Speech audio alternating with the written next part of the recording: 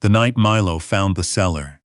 The temperature had dropped to 19 degrees, and Bernard Kohler was sitting alone in his truck in the driveway of a property he'd never seen before, holding a key that had arrived in a manila envelope 3 weeks after his brother's funeral. He didn't go inside right away. He sat there with the engine idling and the heater pushing warm air against the windshield, and Milo panting in the back seat, his big head resting on Bernard's shoulder, the way he always did when he sensed something was wrong. The dog was a Belgian Malinois, 4 years old, 70 pounds of muscle and attention. Bernard had gotten him from a veterans rescue organization 2 years after he retired from the army. When the nights had started feeling too long and too quiet, Milo had solved that problem completely. The property was outside Whitefish, Montana, about 11 miles east of town, up a 2-lane road that turned to gravel after the first mile, and then to something that barely qualified as a road at all. There were pine trees on both sides, so tall they blocked out the stars, and somewhere in the dark ahead there was a farmhouse that had belonged to Bernard's older brother, Clement, who had died of a heart attack in October at the age of 78. Bernard was 66. He had served 22 years in the army, most of it in logistics and supply chain management, which was not the kind of service that made for dramatic stories at dinner tables, but was the kind that kept soldiers fed and equipped and alive. He had done 2 tours in the Gulf and 1 in Afghanistan, and had come home each time quieter than when he left. His wife, Donna, had stayed with him for 11 years after his final retirement, and then she hadn't.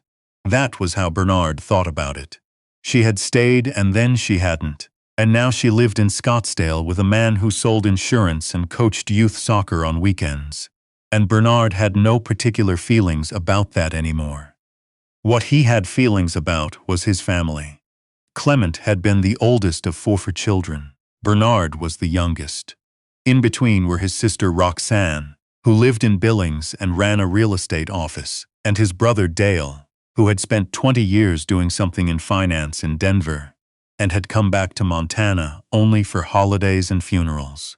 When their parents died, their father in 2009, their mother in 2014, Clement had handled everything. He'd settled the estate quietly and fairly and without drama, because that was who Clement was. He was the kind of man who fixed things before they broke and paid bills the day they arrived, and never once in Bernard's memory raised his voice. When Clement died, his children handled things differently. He had 2 of them, a son named Philip Jr., called PJ, who was 43 and worked in property management in Kalispell, and a daughter named Stacy, who was 40 and lived in Spokane with her husband, a man named Todd who had strong opinions about real estate investment and very little else to recommend him. PJ and Stacy had been at the house in Whitefish within 48 hours of Clement's death, and they had spent the better part of the following 2 weeks going through his belongings with the focused efficiency of people who had been thinking about this for a long time. Bernard had driven up from Missoula, where he'd been living in a rented house near the university, and he had arrived to find Stacy directing a moving company, while Todd stood on the porch with a yellow legal pad making notes. PJ had been in the kitchen with a woman from the county assessor's office. No one had called Bernard ahead of time to let him know any of this was happening. He had stood in the driveway of his brother's house, the house where Clement had lived for 31 years, where Bernard had spent Christmases and Thanksgivings and long summer weekends, where Milo had once chased a wild turkey across the backyard for 20 straight minutes, and he had felt something cold and solid settle into his chest. Not grief exactly, something harder than grief. PJ had come outside eventually. He was a big man, heavier than Clement had been, with the same square jaw but none of the warmth. He'd shaken Bernard's hand and explained the situation in the tone of a man explaining something to someone who wasn't quite keeping up. Clement's house in Whitefish, the main property, the one the family had always known, with 4 bedrooms and 3 acres and a view of the mountains, was going to be sold. It had already been appraised. The market was strong right now, PJ said, and it made sense to move quickly. The proceeds would go to PJ and Stacy, as specified in Clement's will. Bernard had asked about the farmhouse. The old property, 11 miles out, the one Clement had inherited from their father and never really developed. The one with the old barn and the root cellar and the creek that ran along the back edge of the property line. PJ had shrugged, said the farmhouse wasn't worth much, said the road up to it was barely passable in winter, said Bernard could have it if he wanted it, since it wasn't worth the trouble of selling and would just complicate the estate. He'd said this the way you might offer someone the last piece of bread at a restaurant, generously, but with the understanding that you didn't really want it yourself. Stacy had appeared in the doorway behind PJ and nodded. Todd had made a note on his legal pad. Bernard had taken the key. He hadn't said much. He'd never been a man who said much, which had served him well in the army and less well in his marriage, and not at all in moments like this one. He'd taken Milo for a walk around the property while the movers carried out his brother's furniture, and he'd stayed long enough to say goodbye to a few of Clement's neighbors, and then he'd driven back to Missoula and spent the next 3 weeks trying to figure out what he was going to do with an 11-mile up a gravel road farmhouse in Whitefish that PJ and Stacy had handed him like a consolation prize. What he eventually decided was that he was going to go see it. He drove up on a Thursday in late November, with Milo in the back and a sleeping bag and a week's worth of groceries in the truck bed, because he didn't know what the farmhouse would have in the way of supplies, and he preferred to be self-sufficient. It was a habit that 22 years of military service had burned into him at a level below conscious thought. You bring what you need. You don't depend on what might not be there. The road up was worse than PJ had made it sound, which was saying something. There was a section about 3 miles in where the gravel had washed out entirely, and Bernard had to navigate around a small slide of mud and rock that had come down the hillside sometime in the past few weeks. Milo watched the terrain through the window with great interest. He had a very high opinion of himself in situations that involved uncertain ground. The farmhouse sat in a clearing at the end of the road. It was smaller than Bernard remembered. He hadn't been out here in nearly 15 years, and the years had not been particularly kind to it. The porch sagged on the left side. One of the upstairs windows had been covered with plywood. The barn behind the house leaned slightly to the south, and the creek at the back of the property had cut a new channel at some point, leaving a raw edge of exposed earth along the bank. But the structure was sound. Bernard walked around the exterior twice, checking the foundation, the roof line, the drainage, the way a man does when he's spent his life making sure things are in order. The logs were old-growth fir, thick as his thigh, and they had weathered the decades without splitting. The mortar between them needed work in places but wasn't failing. The roof was missing maybe 24 shingles, but had no obvious soft spots. It was a building that had been ignored, not abused. There was a difference. Inside, the farmhouse smelled like pine resin and cold and something else. Machine oil, maybe, or the particular mustiness of a space that had been closed up through several seasons. The main room had a fireplace built from river rock, a wooden table with 4 chairs, and a cast-iron cookstove that looked like it had been installed sometime in the 1950s and had been used steadily since. There were shelves along one wall, still holding a few dozen mason jars, empty, most of them, but some with dried goods that had long since lost any purpose. A calendar on the wall was from 2019. Bernard's father had used this place as a hunting cabin. Clement had kept it up for a few years after their father died, bringing his grandchildren out in the summers, and then at some point he'd stopped coming, and the place had settled into a kind of waiting stillness, the way old structures do when the people who loved them stop arriving. Bernard built a fire in the fireplace and heated water for coffee and sat in one of the chairs with Milo at his feet, and looked around at the room and tried to figure out what he felt. What he felt, mostly, was tired. Not the kind of tired that sleep fixes, the other kind. He had not been a man with complicated family relationships, or so he had believed. He had served his country, he had done his job, he had come home when it was over and tried to make a life. His marriage had ended, but not badly. His children. He had two, a son named Marcus and a daughter named Leanne, both of them grown. Both of them settled in other states, called him on holidays and his birthday, and that was mostly the shape of things. He had not expected to feel, at 66, quite so untethered. The key that PJ had given him, dismissively, with no ceremony, as though handing over something found at the back of a junk drawer, had opened the door of a place that still smelled like his father and his brother, and that was doing something to him that he hadn't anticipated. Milo got up around 9 that night and started pacing. Bernard had learned over 2 years to pay attention to Milo's restlessness. The dog was not an anxious animal. He didn't pace without a reason. Bernard watched him move back and forth in front of the fireplace, nose low, tail at a particular angle that meant he was tracking something rather than reacting to something.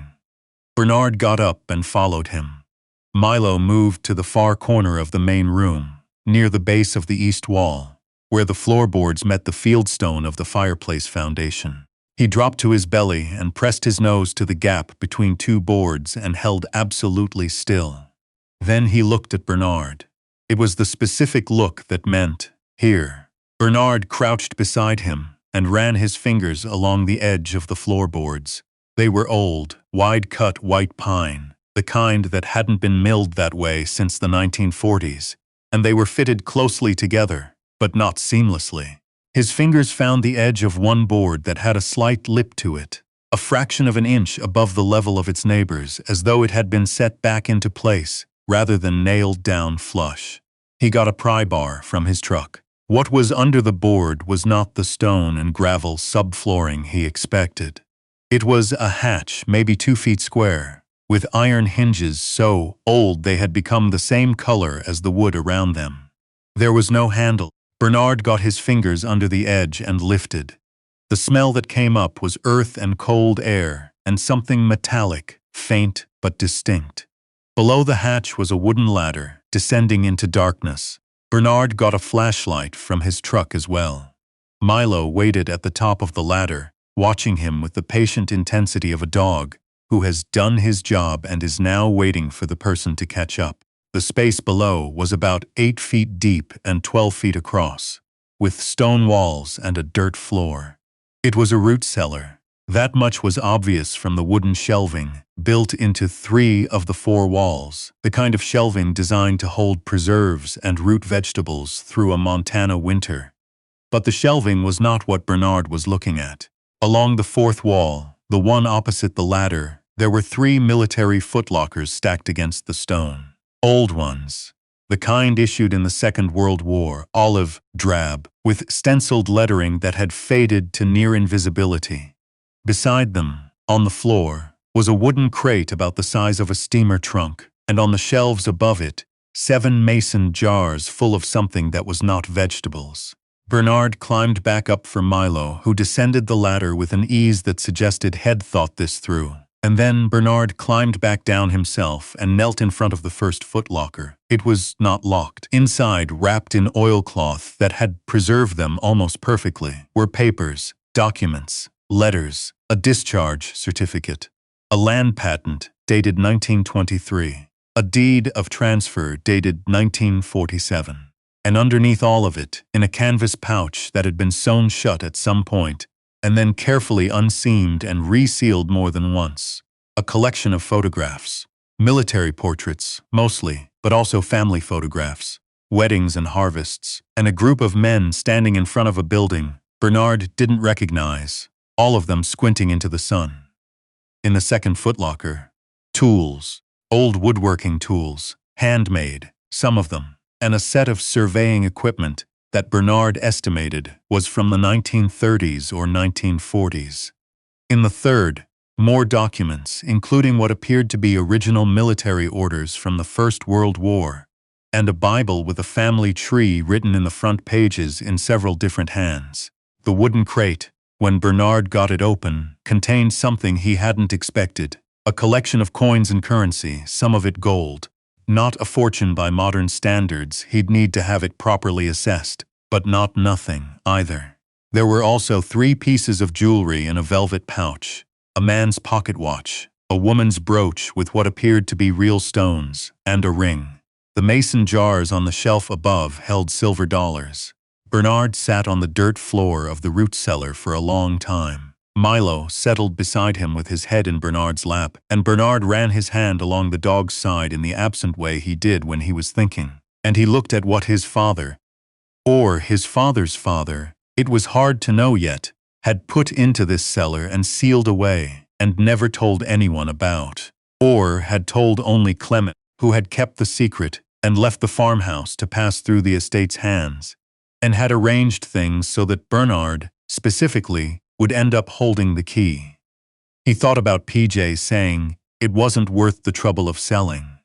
He thought about Todd and his yellow legal pad. He thought about his brother, Clement, who had been a quiet man, a careful man, the kind of man who understood that what you protect is what you value, and who had apparently understood something about Bernard, that Bernard was only beginning to understand about himself. He didn't sleep much that night. In the morning he called a lawyer in Whitefish, a woman named Frances Aldrich, whom Clement had used for his property filings, whose name Bernard found in a folder in the farmhouse's kitchen drawer. He explained the situation as clearly and plainly as he could. Frances listened without interrupting, asked 4 or 5 questions, and then told him to not move anything and to come in on Monday. Bernard spent the weekend in the farmhouse. He started on the porch, which needed new support posts on the left side. He found the tools he needed in the barn, along with enough old lumber to make a start. Milo supervised from the porch steps. The work was physical and concrete, and it gave Bernard's mind somewhere to be other than where it kept trying to go. On Saturday afternoon, he drove the 11 miles back to the main road and found phone signal and called his daughter Leanne, who was 38, and taught high school biology in Bozeman. He told her what had happened with Clement's estate. He told her about the farmhouse. He didn't tell her about the root cellar yet, not because he was hiding it, but because he wasn't ready to talk about it with someone who might have feelings about it that would complicate his own. Leanne was quiet for a moment after he finished, and then she said, "They just gave it to you? The farmhouse?" PJ said it wasn't worth selling. PJ is an idiot, Leanne said. She said it with the calm certainty of someone stating a well-established fact, not with heat. Bernard appreciated that about her. "I'm going to stay up here for a while," he said. "I think there might be some things that need looking into." "Do you want company?" "Not yet," he said, "but soon." On Monday, he drove to Whitefish and sat across a desk from Frances Aldrich, who was about 50. With reading glasses on a chain around her neck, and the kind of no-nonsense competence that Bernard associated with people who had been doing their jobs for a long time, and had stopped needing anyone's approval. She went through what he'd described carefully, asked to see photographs, and then sat back and explained some things. The land patent in the first footlocker, she said, was significant. It predated the deed by which Clement's estate held the farmhouse property. And if it was authentic, which would require verification, it potentially established a chain of title that had implications Bernard hadn't considered. She also noted that the contents of the root cellar, as personal property left in a structure that had passed to Bernard via the estate, were almost certainly his. But she wanted to have a clearer picture of the estate documents before she said so definitively. She was going to need a few weeks, she said. Bernard told her that was fine. He had nowhere else to be. He went back to the farmhouse. He kept working on the porch. He cleared the brush from around the base of the barn and found that the south-leaning wall could be shored up with some diagonal bracing. A bigger job, but not an impossible one. He spent 2 mornings following the creek line, figuring out where it had shifted and what it would take to stabilize the bank. Milo came on all of these expeditions, moving through the property with the proprietary confidence of a dog, who has decided that a place belongs to him and is now conducting a thorough inventory. It was during one of those creek walks, about 10 days after Bernard's arrival, that the truck appeared. He heard it before he saw it. An engine working hard on the gravel road, moving fast for the conditions. By the time the silver pickup came into the clearing, Bernard was walking back from the creek with Milo at his side, and he could see PJ in the driver's seat and Todd visible through the passenger window. They got out without being invited. PJ was wearing a Carhartt jacket and an expression Bernard recognized, the particular look of a man who has decided he has been cheated and is here to correct it. "Heard you've been up here," PJ said. "I have," Bernard said. "Stacy and I have been talking." He stopped a few feet away, hands in his pockets. Behind him, Todd had not come closer. He was standing by the truck, looking at the farmhouse with the focused attention of someone doing math. "We think the estate might have been handled too quickly. The farmhouse, we maybe moved too fast on that." Bernard looked at him for a moment. Milo was sitting beside Bernard's left leg, perfectly still, watching PJ with the alert, neutral attention of a dog who has assessed a situation and reached a conclusion. "The estate was handled by your attorney," Bernard said. "I was given the farmhouse, you gave it to me." "Things can be revisited," PJ said. "Stacy thinks there might be grounds to reopen." "On what basis?" PJ shifted his weight. "The property might be worth more than we realized. There might be things on it that weren't properly accounted for." Bernard understood then. Someone had talked.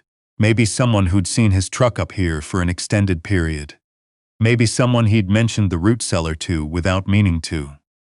It didn't matter how. What mattered was that PJ and Stacy, who had handed him the farmhouse like a grocery store receipt, had now decided it was worth coming after. He thought about his father's footlockers. He thought about the photograph of a group of men squinting into the sun. He thought about Clement, who had known something and had left the key. "I think," Bernard said, "you should call your attorney." PJ's expression shifted. He took a step forward. Milo did not move, but something in his posture changed. A subtle realignment that Bernard had seen before in training, when the dog shifted from observation to readiness. It was very quiet. PJ apparently noticed it too, because he stopped. "This isn't over," PJ said. "It was over before you got here," Bernard said. "You made that decision when you handed me the key." Todd said something from by the truck, low and quick. PJ stood there a moment longer, jaw set, and then he turned and got back into the pickup. They left the same way they'd come, too fast for the road.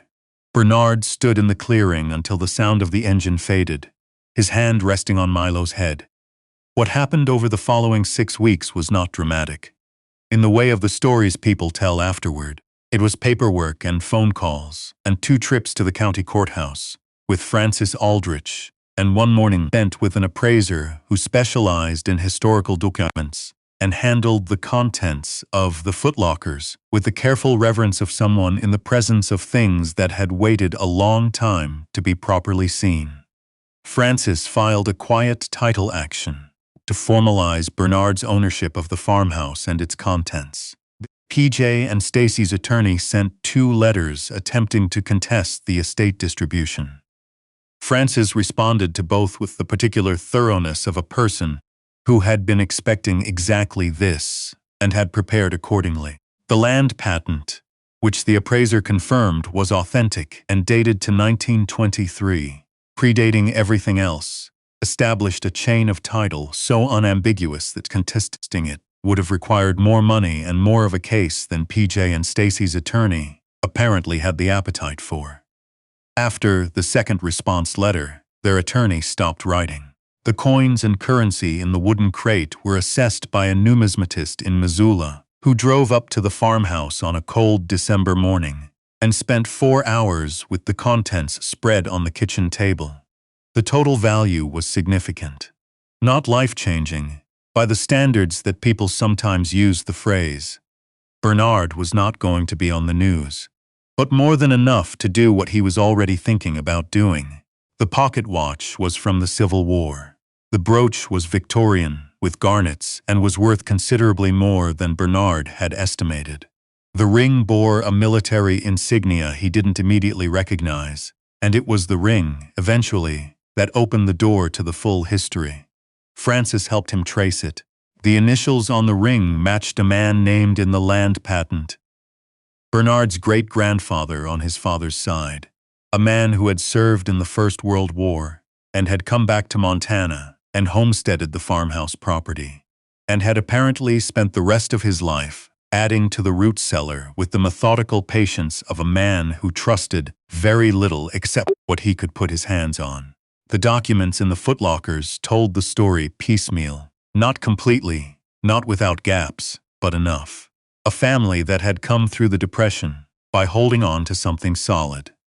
A father who had passed that habit to a son, and a son who had passed the property to another son, and finally to Clement, who had understood it well enough to leave the key to the one person he thought would understand it too.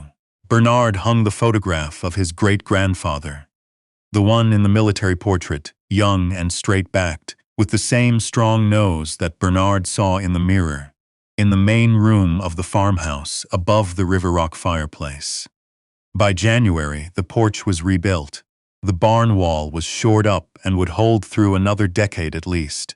The creek bank had been stabilized with a combination of riprap and willow shoots, the way Bernard had learned watching his father do it on a different stretch of water 40 years ago. He'd replaced the plywood on the upstairs window with new glass. He'd stripped and re-chinked the worst of the mortar joints on the east wall. The farmhouse no longer looked like a place that had been waiting. It looked like a place that was being lived in. Leanne came up in February with her husband and their 2 children and spent a long weekend. On the last evening, when the kids were asleep and Leanne's husband had gone to bed, and Bernard and Leanne were sitting by the fire with Milo sprawled between them, taking up roughly half the available floor space, she said, "I think Clement knew, didn't he?